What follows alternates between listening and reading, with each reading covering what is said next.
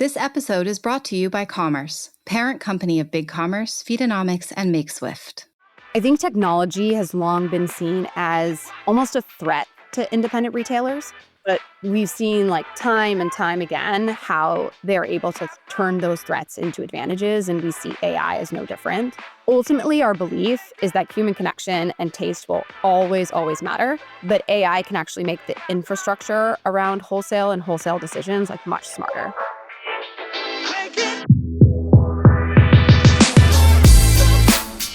Welcome to Retail Remix. Independent retailers face all the same headwinds as big national chains, but often lack the flexibility that scale provides, despite accounting for more than half of all retail sales in the U.S. B2B marketplace Faire aims to give indie retailers some of that scale advantage national chains enjoy, and as such is tuned in every day to how this large subsection of the retail sector is faring.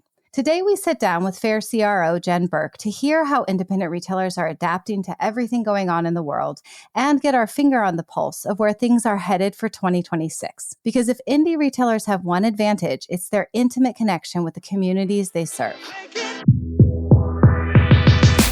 Welcome back to Retail Remix. I'm your host, Nicole Silberstein, Editor-in-Chief at Retail Touchpoints, and today we're chatting with Jen Burke, who is Chief Revenue Officer of the B2B marketplace Faire. Jen, thanks for being here. Thanks for having me. I'm excited for this conversation. Me too.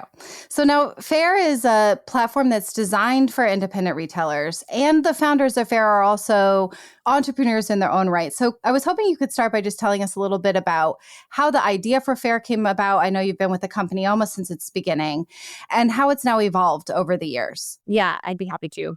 So as you mentioned, our founders all are kind of entrepreneurs. They all met when they were working at Square, the fintech platform, which I'm sure you're familiar with.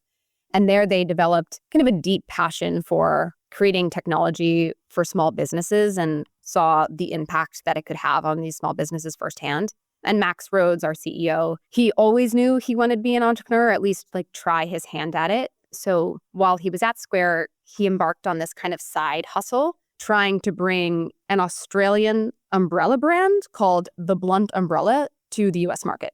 And he did all the traditional things you do at the time to try to get distribution. He went to the trade shows, he cold called and emailed retailers. I think he even was running ads himself and saw how challenging it was. It was expensive, he had to pay for the trade shows without seeing guaranteed return. It was uncertain, he was going to these shows and he didn't know if he was going to meet anyone at all. And it was just hard, ultimately, to get in touch with the right retailers. Yeah. And he thought he had an amazing product and it was going to be much easier and thought there had to be a better way. And that was the impetus for Faire. How can we bring technology and tools to wholesale the same way he saw it benefit these same customers at Square?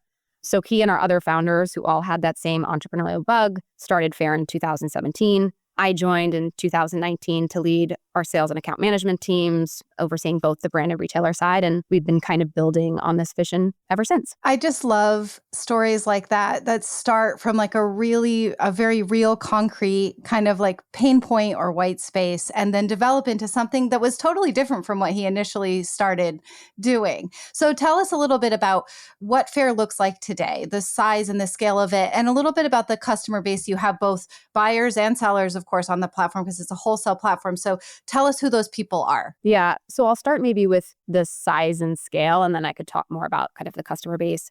So we will do a few $1 billion in GMV this year. Our revenue about $500 million, I think, is where we'll end the year. And now we are a global company. So in the US, Canada, and then over 20 markets in Europe. And we've experienced all that growth in the last 8 years. So it's been a pretty explosive opportunity for the founders and obviously for myself since joining. But the customers that we've served have really evolved. So we started primarily focused on the gift space, working specifically with more artisan, almost like Etsy plus makers to get distribution into these small independent stores. And that's changed a lot over the last few years. Now we consider ourselves more like the endless aisle, where any brand of any size in any category can find success on Faire.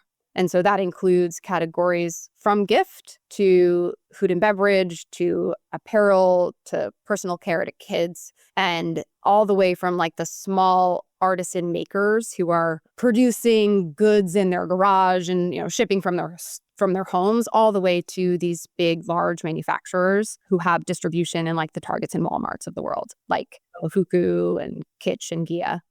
And then on the retailer side, we now serve basically every cross-section of retail. So from the small specialty boutique stores that you see kind of walking down Main Street in any town in America to an increasingly large array of grocery stores, spas, salons, hotels, cafes, a lot of businesses where actually retail is not their core monetization stream, but they are increasing that footprint in their brick and mortar storefront and helping them get kind of other ways to generate revenue. Most of our customers are small. They do like less than $1 million in sales, but we are also increasingly working with bigger retailers that do over $10 million in sales and helping them find kind of independent, more unique goods for their stores. So brands like Ace Hardware, Hallmark chains, even hotels like the Huxton Hotel now buy on Faire. Very interesting. So I imagine as part of this work, you're in touch with a lot of these entrepreneurs, these independent retailers every day. And I'm just curious how you would describe the situation on the ground for them. We don't often get to hear from them. They don't have earnings calls. So what are you hearing from this community and how they are responding to everything going on in the world today, this year? Well, you probably know this better than anyone, but retailers have just gone through so much in the last 5 years, from dealing with a global pandemic to then like rising consumerism and then kind of normalizing back to the baseline. And then, of course, this year, tariffs and supply chain disruptions. Again. Again. I think what we've seen and what I've learned and honestly been inspired by is our retailers are so extremely resilient. And I think because of their size, like they are small, they can be much more agile and flexible and pivot to strategies way more quickly than big box or e-commerce can. And this year we've seen them do a few things to help kind of navigate the macro uncertainty. I think the first is we're seeing our retailers expand into new products and category types that they haven't in the past, like ultimately to find supply with better margins or higher sell-through to help their businesses be more successful. I think the second trend that has kind of happened since the pandemic but has accelerated this past year is changing how they buy, where they're placing smaller but more frequent orders to manage cash flow versus focusing more on like bigger purchases and pre-orders, buying out a few months before when they actually need it. And it helps them just respond to trends more quickly and not be stuck with inventory that maybe they'd have to mark down. I think that that's happened to them in the past. They've been burned, and so they're kind of changing the way they buy. And then the last is like we are seeing retailers source more domestic products and specifically looking for tariff-free goods. All of these shifts and changes show like speed is a unique advantage these indie retailers have and allow them, again, to be more adaptable to the macro changes. I do like to hear about the advantages that these smaller retailers have. And I mean, outside of some of those economic factors that you talked about, there is just the whole TikTok trend cycle to deal with these days. And I imagine that agility also serves them well in that regard and just jumping onto trends. Yeah, that's another thing that we've seen is the retailers who are able to stay on top of trends, and not just TikTok trends, although that is certainly a dynamic that the best retailers are great at, but also like the cultural zeitgeist trends. Yeah. So things like knowing what movies are coming out or what concerts are coming to town, and then taking advantage of that in terms of their product assortment, like helps drive traffic to their stores and ultimately drives like sell-through once consumers are in their stores. Wow. So how is Faire then responding? Like noting these kind of changing patterns of your customer base, how is Faire responding to continue to support this subset of retail? Yeah. We view our role and our responsibility to help retailers adapt to these changes even more easily. And my team has the luxury of talking to customers every day to really understand like what's on their mind, what they're looking for. And then also we as Faire do these quarterly pulse surveys to understand how they're planning to shift their buying or behavior. So the main thing we learned from those conversations and from the survey was retailers are just looking for more clarity on pricing. So we did a couple of things to respond to that. The first is we added a no import duties filter to help retailers more easily find tariff-free goods. The second is we worked to lower our shipping rates by over 20%, and we released that update this summer. I think we quantified this recently, but we've saved retailers like upwards, I think, of like $10 million in shipping costs. And then the last is we tried to improve the accuracy of our shipping estimates so they actually have that information more up funnel before they get to the checkout page.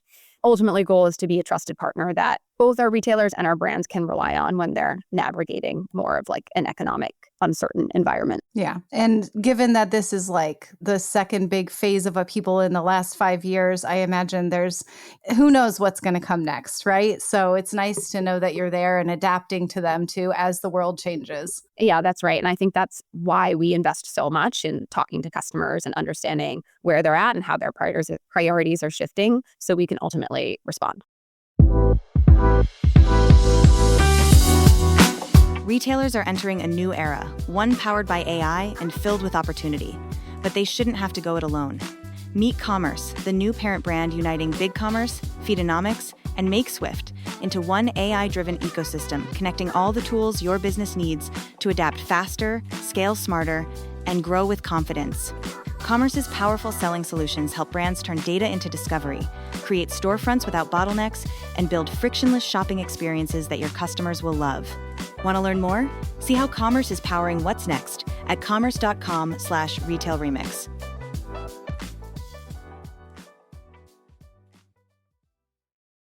So given how closely you are in touch with this kind of community of independent retailers, what do you see as kind of the crucial elements of success for them to survive, not just this moment, but like we said, whatever comes next and really like thrive into the future? Yeah, I was thinking about this, and I think the elements of success for retailers like haven't really changed and won't change. Like it's really about maximizing your sell-through and maximizing your margin, which ultimately comes down to curating the best inventory at the best prices. And retailers are tastemakers and they know their customers better than anyone. So curation and finding good products will continue to be their superpower.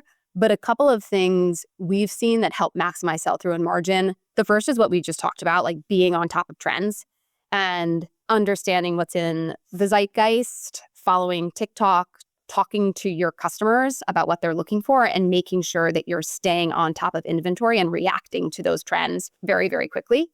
The second is like tapping into the local community, and that could be showcasing local artisans or having more like local events like happy hours or book clubs, but ultimately trying to be a staple of your community because that is what creates loyalty to your brand. And then the last is just being very, very mindful of margins. Like ensuring you know what margin you will make before you buy a product and trying your best to be able to maintain the MSRP at your store because pricing parity and good attractive prices matters as much to consumers as it does to retailers.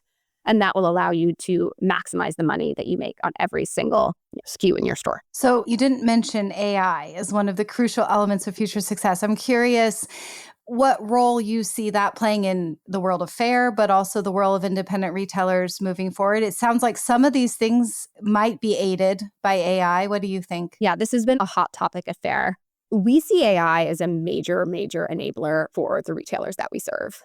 I think technology has long been seen as almost a threat to independent retailers. But we've seen like time and time again how they're able to turn those threats into advantages, and we see AI as no different. Ultimately, our belief is that human connection and taste will always, always matter, but AI can actually make the infrastructure around wholesale and wholesale decisions like much smarter. So in terms of how like we're using it at Faire and how we think retailers will use it to their advantage is we're using it to transform our entire search and discovery experience. Specifically working on something we're calling natural language search that will let retailers search for products by things like vibe or theme or price point and talk to our search in a more conversational manner, mirroring how they might talk to a friend about what they're looking for. Mm-hmm. So rather than customers having to search for like objective keywords like a black picture frame or silk eye mask, they can ask for things like, what are the best gifts to buy for Mother's Day? Or what are great products to buy for someone who's into cooking? Or I'm looking for stocking stuffers for kids 5 and under. and then get a curated list of recommendations like based on that intent. This whole conversational search thing is really changing e-commerce and making it so much better. And I love to see how this could also impact sourcing for people too. It's the same kind of mechanic that's making it search easier for consumers, but could also help retailers as they're looking for what to carry. Yeah, exactly. I think AI will do a lot of the like heavy lifting on refining down product sets for you. And then ultimately retailers will take it the final mile, right? By adding their taste layer to it. So, I mean, the holiday season is now well underway. How are you seeing the year so far, or the season so far, play out for the brands and retailers on Faire? So I wish I had a crystal ball to say what the next 2 months will look like. But so far, at least for Faire, the holiday is looking relatively strong. Overall, like sales on Faire are up like 30 to 40% year over year. Wow. But you never know what the future will hold. And so I don't want to predict what that will mean for the consumer side of the market. I think a few trends we've seen going into the holidays. The first is that retailers have been buying for holiday basically over the course of the year. We've seen Christmas trend on our searches basically every day since January 1st. So there's not been a day that has gone by where retailers aren't looking for Christmas goods. That really upticked in the summer. So between like June and July, we saw increases in Christmas as a search term up by like 124%, which I think makes sense. Like people or retailers like really need holiday to go well, and they want to make sure that they're prepared as early as possible. I think the second dynamic is what I talked about earlier around sourcing patterns. So seeing an increase in retailers reporting that they're like buying smaller quantities per order, but placing orders and reorders more frequently. And then the last is looking for more inspiration. And we've seen an increase in order volume from pages on Faire that are focused more on discovery and inspiration. And it speaks to this slight shift in how retailers are transacting on online tools like Faire, with just an increased focus on browsing versus coming to the platform with a specific product in mind.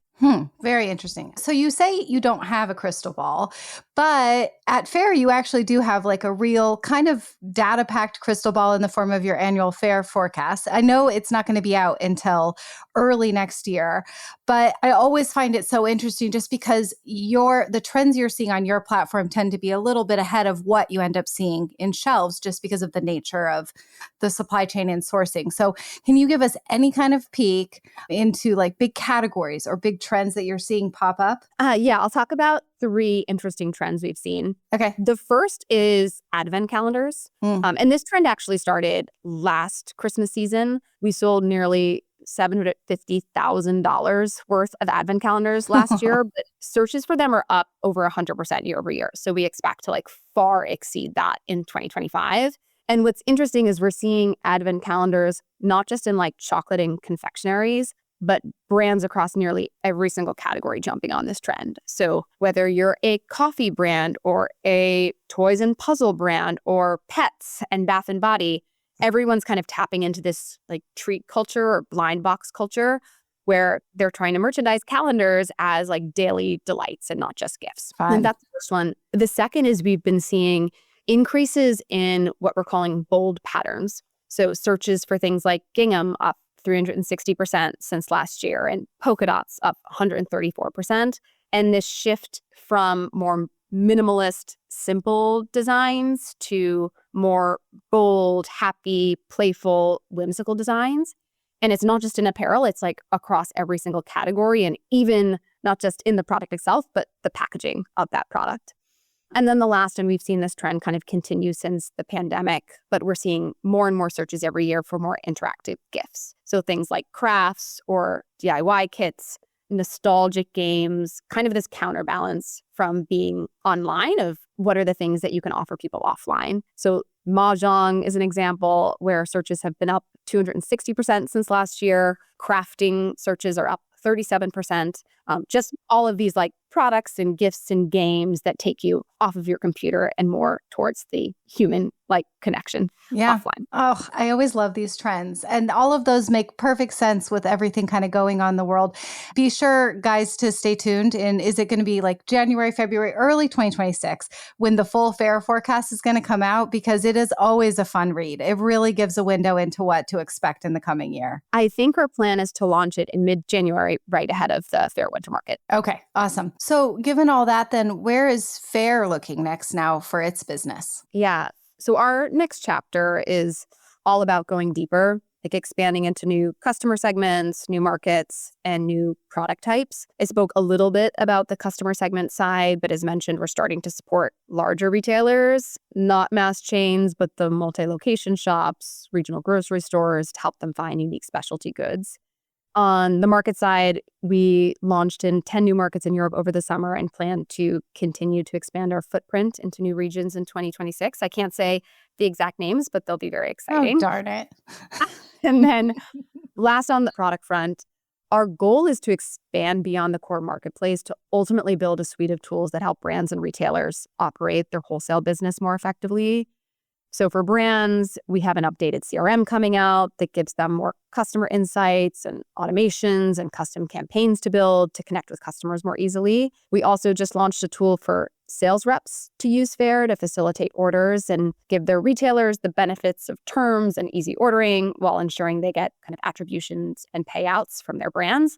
And then last and probably most exciting, we are piloting a fulfillment program where we do warehousing and logistics and shipping on behalf of our brands, helping them save money via our size and scale and bringing down the ultimate cost of shipping, but passing those savings on to retailers to lower the cost they spend on shipping and expanding the amount of free shipping we can serve. We're really excited about this. We think it could be pretty transformational to how wholesale operates today if ultimately we can make shipping, one of the biggest expenses, cheaper across the board. Wow. Yeah, no kidding. You have to keep us posted on how all that's, working out. Absolutely will. That's it's a huge endeavor for a marketplace to move into, physical warehousing and all of that. So very interesting. Exactly. Not easy, but we think there's a lot of upside for both sides of the marketplace if we can make it work. All right. Now, before we let you go, we do have our last final section of our mixtape section of rapid fire questions. If you're ready for these, they're lighter and a little fun. Yes, ready for them. Okay. The first one is the craziest holiday gift you've ever given or received. I thought about this in two ways. One was like, what is a crazy gift? And what was like the best gift where I was just so excited about it. The craziest gift was probably a Snuggie that my husband gave me a couple of years ago. If you know those. I remember the infomercials for those. Yeah, they are not attractive, but they are extremely comfortable. And I actually use them today. And then I think like the best gift was when I was a kid and I really wanted an American Girl doll. And I just remember like every day begging my mom for an American Girl doll and getting it. And just this feeling of like gratitude and happiness that I had. And now that I'm a mom of like, how do I recreate that for my kids? Yeah. I don't know if you have daughters, but my daughter, hers this year is an American Girl doll. So I'm looking forward to actually recreating that kind of my own childhood joy with her, hopefully. Yes. I'm excited for her. Yeah. We all have those. I think that one toy that we were just fixated on for months and then we actually got it. So that's always a fun one. So harkening back to your earlier days at Faire when the company was still just kind of getting going, I'm curious what was the best part of working for a startup? I think the best part of working for a startup for me is this endless optimism that you feel, especially early days, where the people that you're building alongside, like you all believe that anything is possible.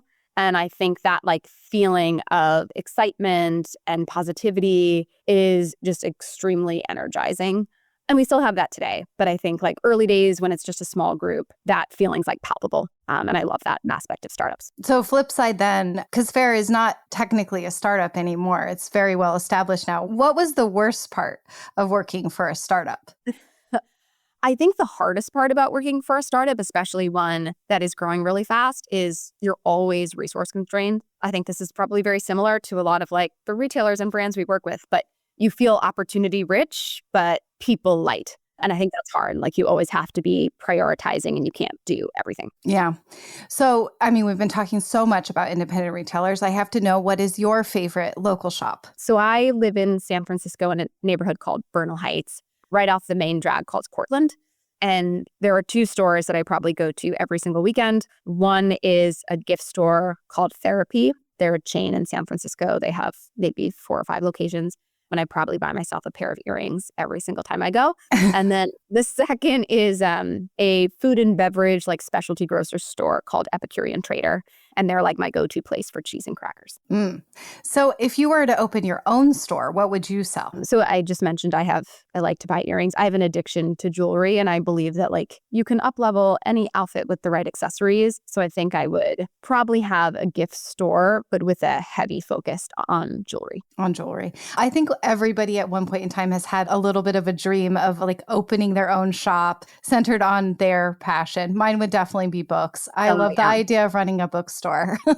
That sounds so lovely. Yeah. Maybe one day for you. Well, if people still keep buying books. Although I did just hear that they're a hot category on TikTok. It's like actual real books. So, books might be having to come back. I've heard that there's a trend back to the kind of traditional bookstore. Yeah. I love when things that have been around for millennia are suddenly like trendy.